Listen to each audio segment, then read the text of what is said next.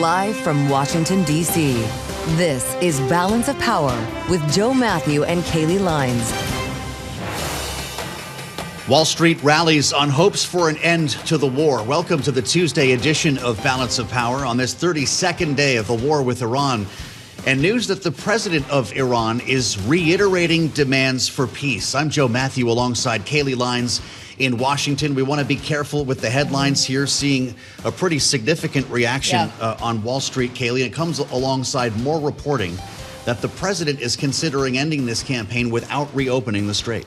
Yeah, that's according to the Wall Street Journal. So maybe directionally you're having both the U.S. and Iran pointed to a similar way, which is seeking an off-ramp to this conflict, which is now over a month long, as you say, Joe. But the thing is, I'm not sure how much new information really we're dealing with, at least on the Iranian side, when he is just reiterating there's certain guarantees that Iran would like to see from the U.S. in order to end the war. Guarantees like the U.S. and Israel will not hit us again, or maybe even that we control the Strait of Hormuz. These things have been said by Iran before, part of the list of 5 demands they made in responses to the U.S.'s 15-point plan. Correct. Some of the reporting initially over what the president was saying, the president of Iran, to be clear, was from the Islamic Republic news agency. Bloomberg has matched some of that, but we want to just tell you what we do know and what we don't as we make our way through this day. And the reaction on Wall Street, which can move on any kind of headline on Twitter, has been significant. And as you remind us, Kaylee, this is the last day of the quarter, which could bring a lot of noise to the market, too. Well, that's very true, considering the quarter this has been. The worst for the S&P 500, at least to this point, going back to 2022, the biggest move upward we've seen in oil in any quarter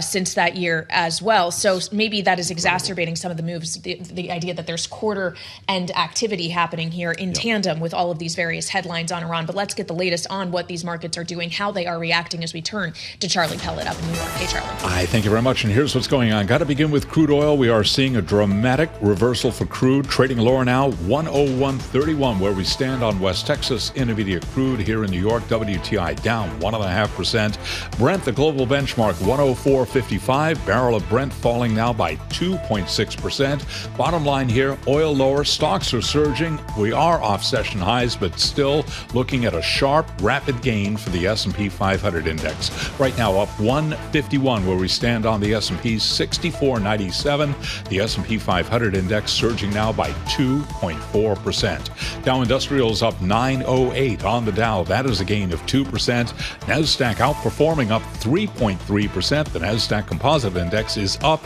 684 points. All of this with a VIX just above 26 right now, the 10-year 4.30%, and the 2-year 3.77%. Gold up 3%, 46.44 the ounce. West Texas Intermediate crude bears repeating, down 1.6%. WTI 101.33. Barrel of Brent 104.55, down by 2.6%. All of this following an Iranian news report that Iran's president is ready to end the war while reiterating the country's demands. Again, fluid situation, fast-moving developments, and you got the right program to catch all of this on Balance of Power. S&P again up 158, up by 2.5%. Joe and Kaylee, a lot going on. That is a Bloomberg Business Flash. All right, Charlie Pellet, thank you so much. Tracking the market reaction to the latest developments, as Charlie said, Iran's president reiterating that Iran is ready to end the war, but it wants certain guarantees. Of course, asks for guarantees that Iran has already made. The U.S. has made asks of its own in terms of what it would take to reach a ceasefire, a 15-point plan, as there is still diplomacy being pursued, perhaps at least on the U.S. side, though Iran has consistently pushed back on the idea of direct talks happening. All of this as the war is still ongoing for a 32nd day. We got a status update on that and on negotiations from the Pentagon earlier today when we heard this from the Defense Secretary, Pete Hegseth. The last 24 hours saw the lowest number of enemy missiles and drones fired by Iran. They will go underground, but we will find them. President Trump will make a deal he is willing. And the terms of the deal are known to them. If Iran is not willing, then the United States War Department will continue with even more intensity. We expect to hear from President Trump later today. He has an event in the Oval Office scheduled for 5 p.m. Eastern time, so that might be the next chance we have, unless he's posting on Truth Social, and he's been prolific on social media just in the last 12 to 24 hours with multiple posts, including one that urged other nations to just take it, as he said, either buy oil from the U.S. or reopen the strait on their own, saying, get your own oil. The hard part is done. Bloomberg Washington correspondent Tyler Kendall is back at the White House for us today and joins us right now with the latest. Tyler, we're getting a lot of reporting here that's sending the markets higher with a potential off-ramp that's being offered by the Iranians. Is the White House saying anything about this? Well, so far at this moment, Joe, this is just breaking right now over the terminal. And as you and Kaylee already outlined, some caution here as Iranian state media reports that Iran's president says the country is ready to end the war, but needs to see some of those demands and guarantees. Not necessarily new, right? Considering that we had reporting last week that Iran had laid out a rebuttal 5-point plan to the U.S.'s negotiating stance, which included some demands, including pledges that the U.S. and Israel would never strike Iran again, that there would be war reparations paid to Iran, and also importantly that Iran would maintain sovereignty over the Strait of Hormuz, because the future of the Strait of Hormuz and how that is going to factor into any potential negotiation seems to be the big sticking point at the moment. As you well know, there's been a lot of talk here in Washington today about that Wall Street Journal report that President Trump privately told aides that he may be willing to stop military operations without reopening the Strait of Hormuz. That reporting outlining that the U.S. would instead pressure Iran diplomatically to reopen that critical waterway and then turn to allies and pressure them to help to secure the strait, which of course is already happening. You mentioned President Trump's post on Truth Social earlier today, where he heaped on that criticism of allies when it comes to energy commodities being stuck as those disruptions continue, telling them that they should either buy their jet fuel from the U.S. or go in and take it on their own. Joe and Kaylee, as you well know, we did get that update earlier today where Defense Secretary Pete Hegseth ultimately said that negotiations are, quote, gaining steam, but that the U.S. is going to continue its attacks until a negotiated end is concluded. Well, and Tyler, when we consider the reporting in the Wall Street Journal, the president was actually asked by the New York Post about that. And he said, let the countries that are using the strait, let them go and open it. He went on to say, when we leave, the strait will automatically open. And he says his sole function was to make sure they, referencing Iran, don't have a nuclear weapon. And Joe, this is pretty incredible as we still consider, even if it's not about reopening the strait and potential ground forces that would require, would you still need ground forces to ensure Iran cannot develop a nuclear weapon? Would that require going into the country to seize that enriched uranium? We talked to Michael Allen at Beacon Strategies about that yesterday, and the short answer was yes, but he did say an option could be, if the president does not want to commit ground troops, just keeping a satellite above that site, staring at it all day long, and from time to time, shooing people away from it. But I'm not sure that's a long-term strategy. Yeah, well, let's get some thoughts on that as we turn to our next guest. And we thank Tyler Kendall for her reporting at the White House. But joining us now is Hagar Chemali, the former director for Syria and Lebanon at the National Security Council, also CEO and founder of Greenwich Media Strategies. Hagar, welcome back to Bloomberg TV and radio. When you consider the various signals that we are getting, both on the U.S. and the Iranian side, as they maybe are pursuing some kind of off-ramp here, do you buy it, or are you thinking there could be more escalation to come in the not-so-distant future? Well, you actually really got to the heart of it. I still look at this as just a negotiating tactic on both sides. Both are playing, it's negotiating gambits, really, on both sides here. And I don't entirely buy it. And the reason for that is that the two sides are so incredibly far apart. The U.S. has not budged from its 15-point plan. We don't know all the details of that 15-point plan, but we do know that it includes, it focuses on not just the nuclear enrichment and the nuclear material that's left in the country, but also its ballistic missiles, also its support for terrorist proxies. And then the 5-point plan is completely absurd and is a non-starter. And the Iranian regime has not budged on that. The regime, their only goal is to survive this war. And in their view, if they survive, they've won. And on the Trump side of things, yes, they want regime change, but Trump is not willing to put boots on the ground to affect that regime change. His view is, I am creating the scenario and the situation for the Iranian people to rise up, and it's up to them to do that. But at the same time, he has clear military objectives, and if he can't achieve them, then it's going to be a problem. I just view this, to be honest with you, as posturing, as a negotiating tactic. I expect escalation to continue, but I also don't expect this war to last for a very long time, given what the administration had promised from the beginning. So, Hagar, it's great to have you back. What if the president actually made good on this report in the Journal? We packed up all of our toys and left now without reopening the strait. What would happen to the region? Well, first, I would note, by the way, that is likely a position he's taking as a message to Europe, which is currently in a coma, and they're not interested or willing to get involved in this war, which I can appreciate. Except the way the White House views things is, well, we don't get our oil through the Strait of Hormuz. You do, Europe. And so why don't you help us? And that is likely a posturing position, a message that he's conveying to Europe to say, listen, you don't want to get involved? Fine. I might go ahead and close this war, end this war without the Strait of Hormuz being solved. But the fact is that affects, as we know, it affects inflation, it affects our own oil prices. You guys covered, of course, the price of oil right now. I would, by the way, I need to note this because I don't think it's covered well enough. And I know I'm speaking from a privileged perspective here. But when I worked in the Obama administration and at the White House, this was shortly after we imposed secondary sanctions on oil. The price per barrel was $123 a barrel, which with today's inflation would have been $175 a barrel. And so we've gone through phases like this, and Trump is aware of that. And so there are things he's willing to pain he's willing to take on for a short time period, at least, in order to try and achieve his objectives much further. But that's what this is about. Could he end this war with the strait closed? Sure, because he doesn't view it as a pain point for him so much. But he's really here trying to message to the Europeans.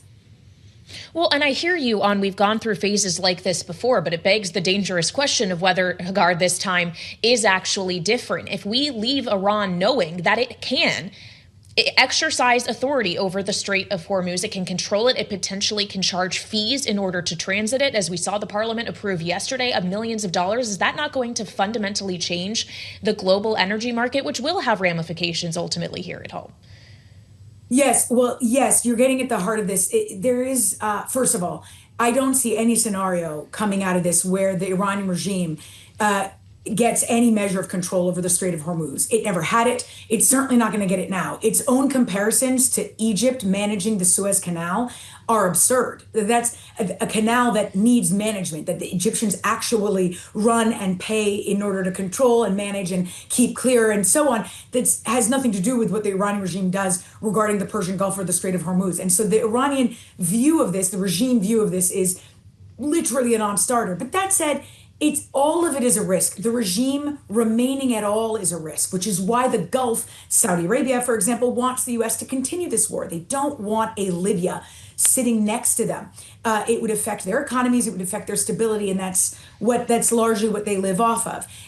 So that said, though, to get to your point, is that if you had this hypothetical scenario where the regime did control the strait somehow, and we somehow accepted. But aren't they, Hagar, I'm sorry to interrupt you, but aren't they effectively controlling it now? If no vessel feels safe enough to transit it because of the threat of mines or other potential, or drones like we saw with the Kuwaiti oil tanker that was fully laden just in the last 24 hours, is that not effectively control?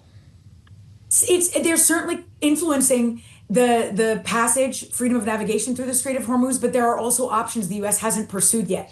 And so, for example, the U.S. could seize and invade and seize certain islands that are near the Strait of Hormuz, like Karg Island. You're hearing a lot of discourse about that. The U.S. could partner with Gulf nations. The UAE has already publicly called for a force that would include the UAE and others to ensure freedom of passage through the Strait of Hormuz. There are a number of military options we haven't pursued yet, and they all come with risk. I'm not trying to pretend that seizing islands is necessarily easy. There are two islands, for example, that are occupied by the Iranian regime that are actually Emirati, that the Emirates say is theirs. And so there's a lot here that could be pursued that we have not yet pursued yet if we decide we want to prioritize the freedom of navigation through the Strait of Hormuz. So I wouldn't jump to saying that the regime controls it for sure. It's that we have not yet decided if we are willing to hand that control over to them. I don't think we are. I think that the administration is trying to posture here and see who's willing to join them in this effort. Mm-hmm. They are also, by sending so many Marines to the region, Marines, by the way, that have the capability to invade, they're also trying to say, listen, we've threatened you before with our military, and we've proven that we're willing to exercise it. So don't test us. And that's why I wouldn't, it's hard to say exactly what will come out of these talks. But I wouldn't say that we are definitely ending this war or that it's definitely extending. Trump is posturing here. He himself is trying to figure out how much control can he exercise over the regime. Hagar, it's great to have you. Hagar Chemali, Greenwich Media Strategies, thanks as ever for being with us as we turn to our panel for their take on everything that we've been talking about. Bloomberg Politics contributors Rick Davis and Jeanne Zaino are with us. Rick is our Republican strategist and partner at Stonecourt Capital. Jeanne is our Democratic analyst and democracy visiting fellow at Harvard Kennedy School's Ash Center. Rick, we're looking at a market on a tear here. S&P is up almost 2.5%. The NASDAQ is up almost 3.5%. Oil is down because of these headlines that we are seeing. And it's hard to make a lot of sense out of this, to be honest. And I'm wondering how cautious you think the market should be, our audience should be, knowing that essentially what has happened here today is Iran, the president of Iran, has asked to codify once again the guarantees that he is demanding for peace. Has anything actually changed today? I think it's a big deal to have the Iranian president up there articulating this, standing up saying, I am the leader. I will be the one dictating terms of an agreement. We've been playing, sort of whack-a-mole, literally in Iran, and a leader puts his head up and it gets whacked off. Who's in charge? We don't even know who to negotiate with. Who are the Pakistanis talking to? So this is actually creating a little bit of stability. The fact that somebody has raised their hand, in this case the president, and said, I'm the guy, I'm going to tell you what our conditions are. And that's where it then starts to fall apart, right? The U.S., he's like outwardly rejecting the 15-point peace plan that the U.S. Has presented. In the past, they've called it maximalist. They're not going to do it.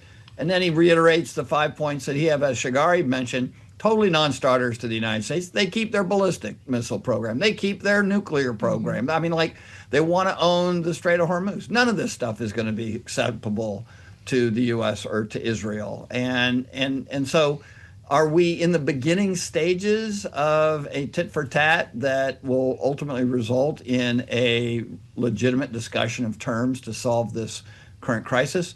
Way too early to tell. So yes, I think it's a good sign that there's someone we can actually focus on and start to get some energy around discussion. But no, it doesn't sound like there's any progress in that discussion.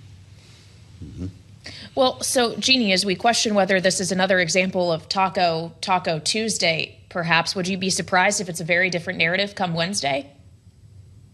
No, I would not, Kaylee. This has kept us all on our toes. When you take a step back, for two sides to negotiate, first of all, there'd have to be two sides, and there are more than two sides involved here. We've got Israel, we've got the Middle Eastern countries, we've got a number of countries around the world dependent on the strait, so all of that comes into play. But if you just even isolate it to two sides, they'd have to come to an agreement. And it's very difficult at this point to see what we would give up and what Iran would give up to make an agreement happen.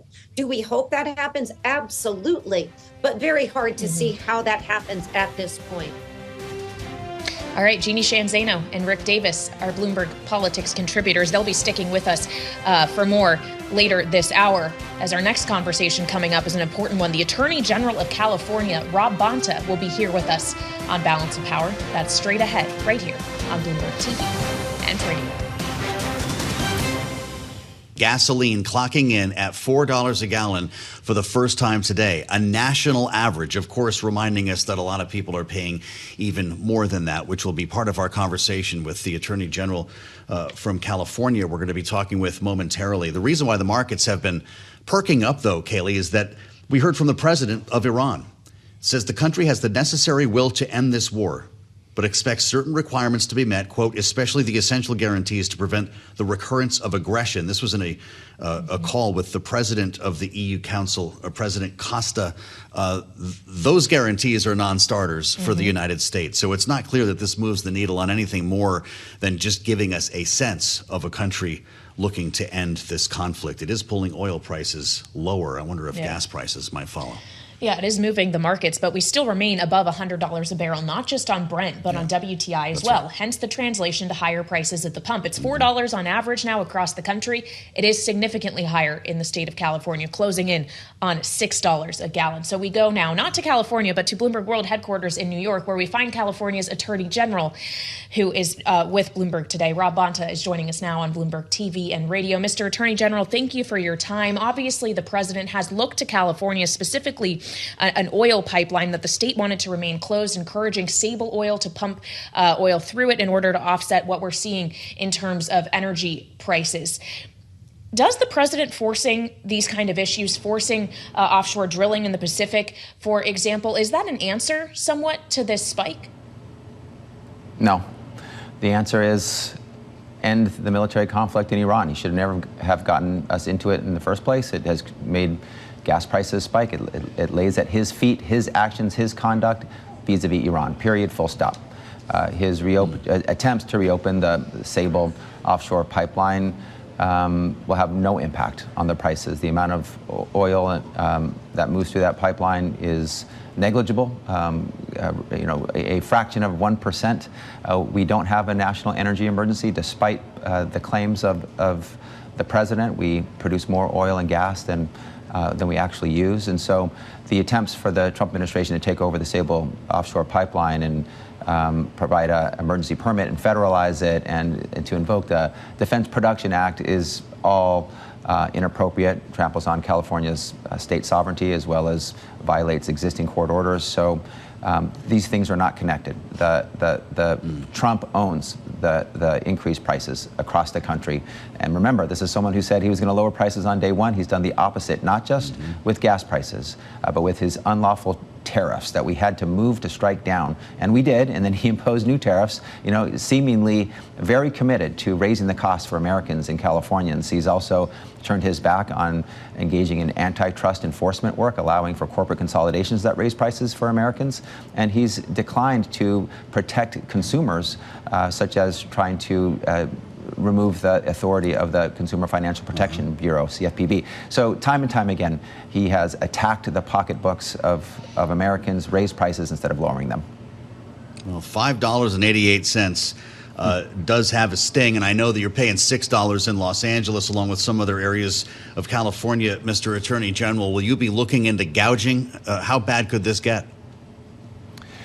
We always look at our price gouging laws to make sure that they're being complied with, especially after real emergencies like natural disasters, when the governor of California issues an emergency declaration. But we will do everything in our power to protect consumers, enforce the laws. But again, the reason for these spikes are Trump alone, his decision to engage in a military conflict with Iran. We have seen that. The data doesn't lie. Despite his attempts to deflect or blame others, he is responsible. These are Trump's increased gas prices. Well, as you talk about protecting consumers, that obviously has many different facets, including ideas around competition and antitrust, Mr. Attorney General, which clearly there is a bit of a divide between the administration and the state of California when it comes to antitrust efforts, like a primary example being Paramount's merger with Warner Brothers. How are you thinking about that moving forward? Is it realistic that a state like California would be able to stop some of the federal government's moves in this space? The difference between the Trump administration's view of antitrust law in California is we want to enforce antitrust law in California. Trump does not. The federal government has long traditionally played a historical role in enforcing antitrust law, a leadership role, the Department of Justice, the FTC. But Trump has turned his back on that role. He has abdicated his responsibility. He's retreating from doing the important work of holding corporations accountable when they break the law and engage in anti-competitive conduct, and he's failing to protect consumers in the process. So if he won't, we will.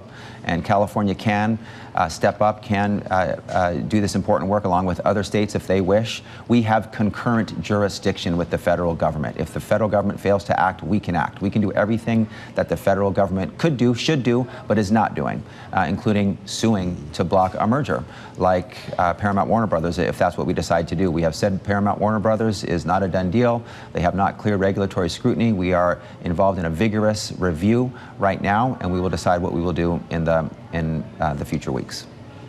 We want to ask you about the birthright citizenship case going before the Supreme Court this week, Mr. Attorney General. But just to be clear, we spoke with you the day that deal was approved. What's your timeline for deciding on whether to sue?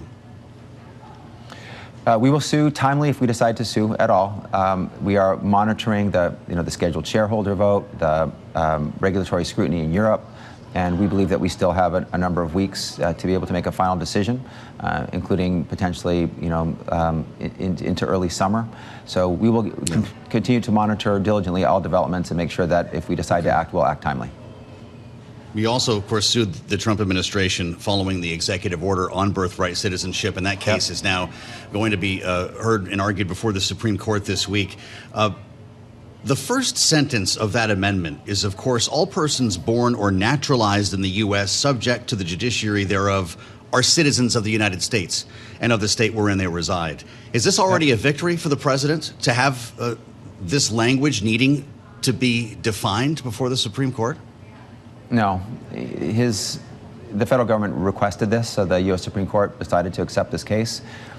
They do not have a strong case. They do not have much of a leg to stand on here. Every lower court leading up to the U.S. Supreme Court has found for my position, which is that the Constitution, the citizenship clause of the 14th Amendment means what it says, that if you're born on American soil, you're an American, period, full stop.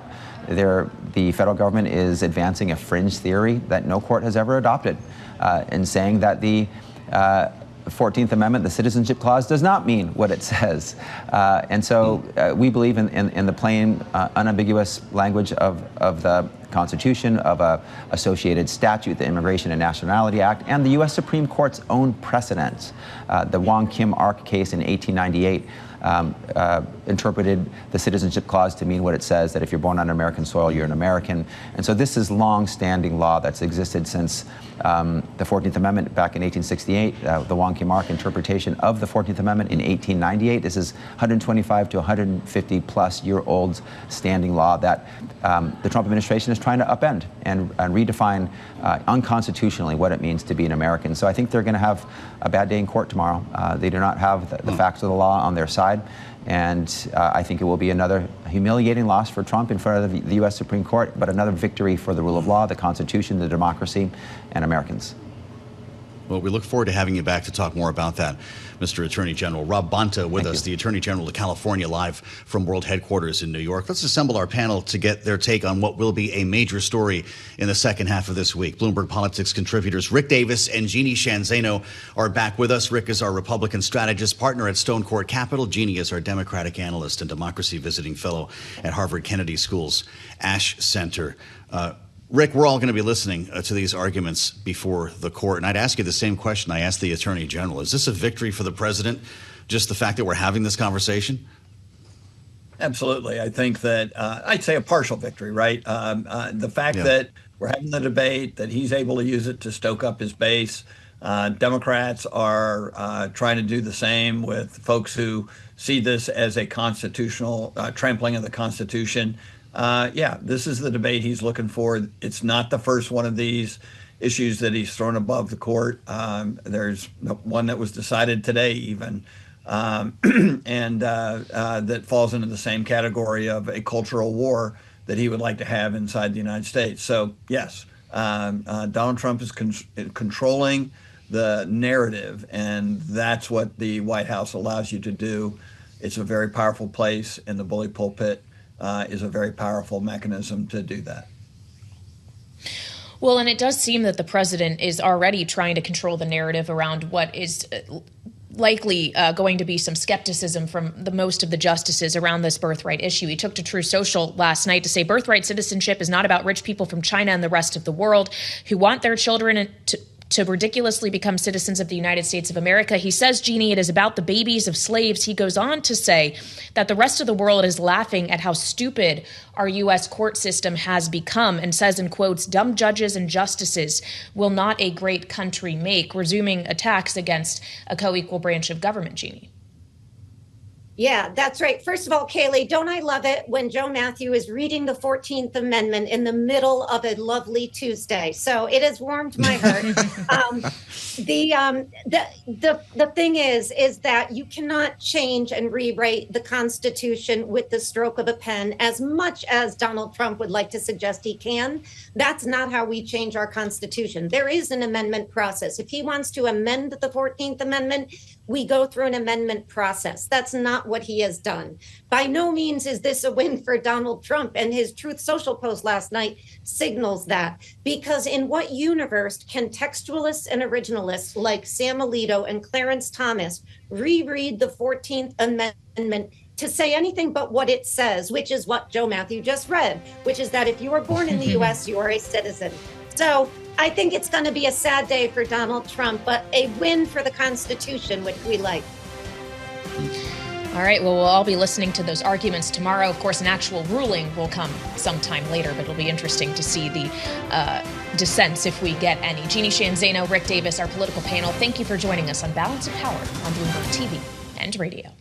The market action on this end of the quarter trading day, where, of course, the markets are trading on each and every headline, it seems, coming out of the various parties when it comes to the war in Iran. Obviously, a statement, basically a restatement from the Iranian president about Iran being ready to end the war if certain conditions are met, fueling some risk appetite today. But it does run counter to what we're hearing, or what we have heard in the past, at least when it comes to whether or not these are guarantees that Iran is likely to get, and even maybe counter to what we're hearing now from the foreign minister, who just told Al Jazeera, Joe, that there hasn't been an Iranian response to the proposal, the ceasefire proposal made by the U.S.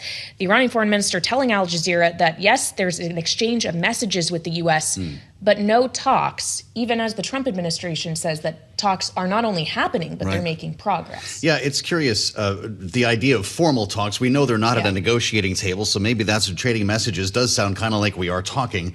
But that is the latest. Have not sent a response to the U.S. proposal yet either, knowing that there was a 15-point plan that included a number of non-starters for Iran, and the 5 guarantees that were transmitted to the United States from the president of Iran are non-starters here as well, beginning with the closure of all U.S. bases in the region. I don't think that's something that's going to be considered. But the market is in its own world today, its own world of optimism, based on some of the rhetoric that we've heard from the president himself and reports that he is considering winding down this campaign without reopening the strait. That wouldn't exactly help oil prices, but they have also been impacted, heading lower now, still above $100 in New York and above $104 for Brent crude. We want to keep the conversation going on the markets here before we turn to what's going on, or not, as the case may be, on Capitol Hill. Norah Mulinda, Bloomberg's markets correspondent, joins us live from world headquarters in New York. Norah, when these headlines first broke that the president of Iran was speaking as a man who was in control and apparently interested in ending this war, albeit with guarantees he's clearly not going to get from the U.S., the markets just took off. Are we getting a bit ahead of ourselves here? Well, the markets are just ripping right now, Joe. We're seeing the markets really higher. We're seeing the S&P 500 higher by about 2.3%, currently on pace to close, if it holds here, for its best day since May of 2025. And of course, we still have to think about this in the quarterly landscape. I mean, this is the last trading day of the month. And this quarter hasn't been that great. I mean, you see the S&P 500 is still heading for its worst quarter since 2022. So we still have all these different things in focus, especially as we really keep an eye on geopolitics and we think about where we may go with this conflict. But really clearly today, we see, Joe, Wall Street really hinging on every last word, keeping an eye on every headline, and really just clamoring from some sort of closure to this conflict. Well, Norah, how much is this just end of the quarter activity also? Would we be seeing a volatile day today pretty much no matter what? This has certainly been a very volatile week, Kaylee. A volatile month, really. I'm looking at the VIX right now hanging around the 26 handle, but there really has been a lot of rotations. We've been seeing a rotation out of tech a lot this month as people are really thinking about what it may be in terms of spending when it comes to CapEx for some of these companies. So it really has been a bit of a volatile start to the year. So not too surprising to see some of these swings, given the fact that a lot of the headlines tend to be fixated on what's going going on in the Middle East. And we do know that investors, they just want a sense of clarity. That's all the Wall Street really wants in this moment. So if they see something that may indicate that we are approaching something more near term in terms of ending this war, they're of course going to trade on that.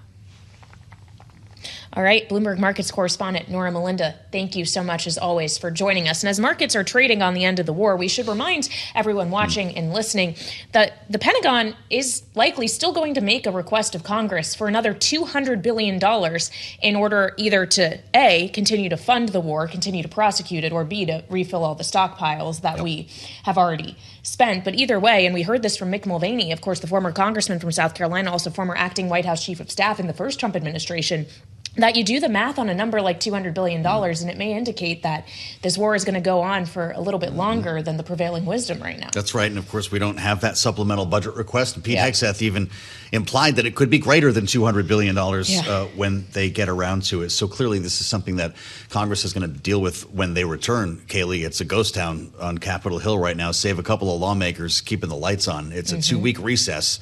Codels are underway. And the president, well, at least he says he wants everybody to come back to deal with DHS. This is a department that is now in record territory for a single agency or any agency being closed in the United States. The TSA is being paid by the president, but others in that department are not. Yep, Coast Guard, FEMA, still going without paychecks. So let's get into all of this now as we turn to Bill Hoagland, who is here with us in our Washington, D.C. studio. He's Senior Vice President at the Bipartisan Policy Center and former staff member and director of the Senate Budget Committee. Bill, welcome back to Bloomberg TV and Radio. Thank you. Good to be back with you. It's great to have you here, but as Joe said, Congress is not here in Washington like we are. The president did tell the New York Post he's considering calling them back, maybe letting them have Easter, but cutting the recess short. Can we first begin on what his actual authority to do that is? This hasn't been tested really in some time. Yeah, I don't think it's been tested, but it does have the power of the bully pulpit to say come back and force them to come back. I think it's problematic as to whether or not they would come back. The TSA is being funded as it is, and so I think that there will be plenty for them to do when they get back. You know, pinned at the top of Senator Mike Lee's Twitter feed right now is a note that says President Trump has the power to convene the Senate under Article 2, Section 3 of the Constitution on extraordinary occasions. Indeed, the president, quote, may on extraordinary occasions convene both houses or either of them, reads the Constitution. Is this like House of Cards when he sent the sergeant at arms out to arrest everybody and bring them back? Or is this Hollywood or is this real? Well, I think it's real on the part of the president. Doesn't that seem like something he would do? I find it unlikely, okay. but apparently he has that authority, as you've cited it. Well, let's talk about what he would actually be calling them back to do. It would be funding the Department of Homeland Security. Obviously, the House and the Senate on very different pages as to how to do that right now. The bipartisan Senate compromise not making muster with House leadership. And I wonder how you're expecting to get this resolved. If we actually are going to see DHS funding standing alone in some form, or this is more likely to get folded into something broader, like a second reconciliation I think package? it's likely to get folded into something broader. The president does have this $10 billion that was in the One Big Beautiful Bill last year that he has the authority.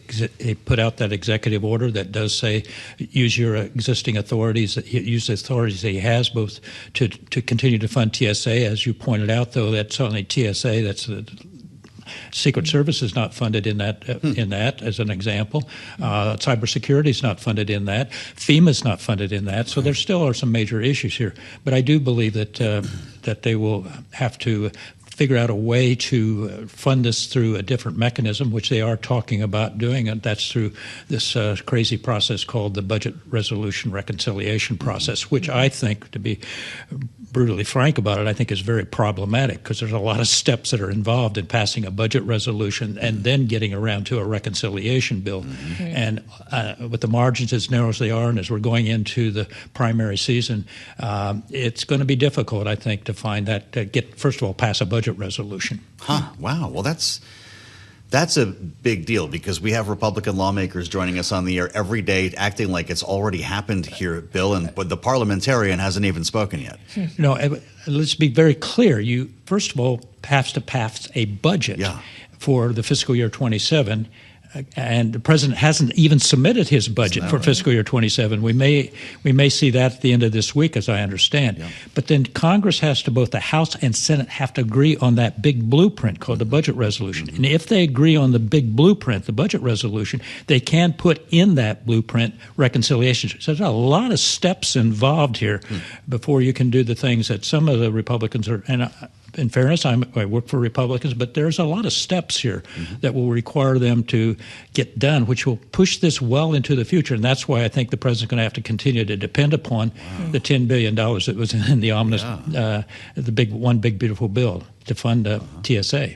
Well, but it's not just about funding the elements of the Department of Homeland Security. There's other things he wants accomplished, like, for example, the Save America Act, which Republicans are now saying, oh, we'll try to fold some of that into reconciliation. I know you're pessimistic on reconciliation getting done in the first place, but does that even work within the rules? I am such a downer, I'm afraid, because those are policy issues. Those are not budget issues. Even if you tie it to state funding? Well, you can.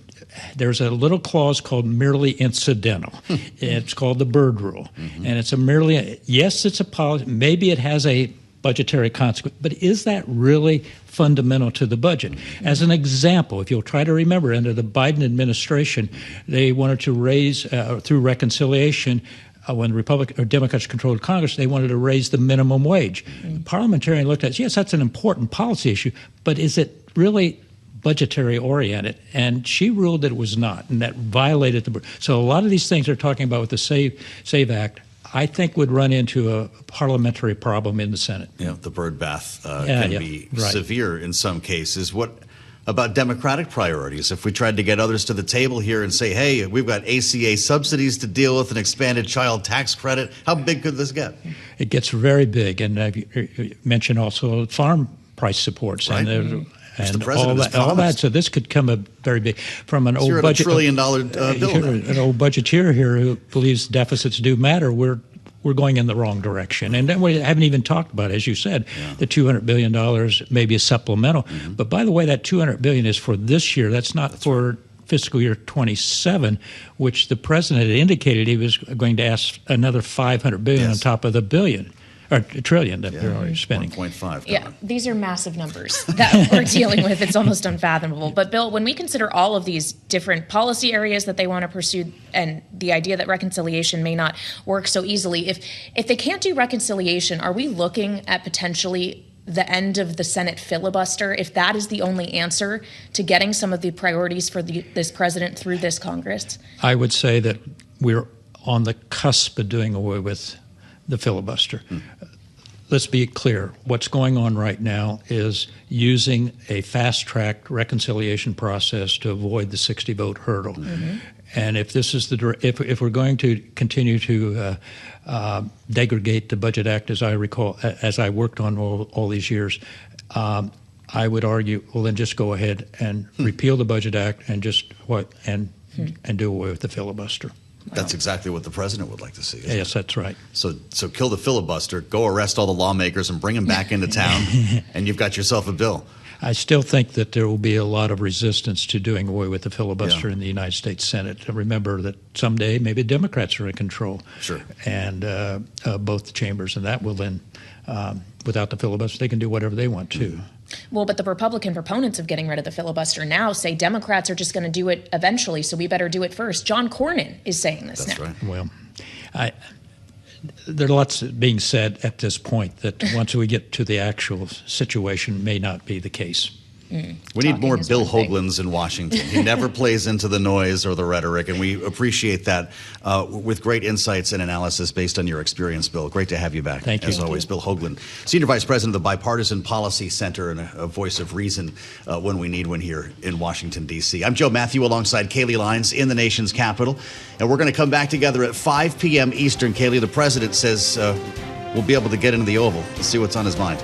Yeah, he likely is going to be answering questions from reporters. I am sure there will be many, including, are you willing to end the war without reopening the Strait of Hormuz? And what exactly could that look like? So we'll have much more in the 5 p.m. edition of Balance of Power right here on Bloomberg TV and radio.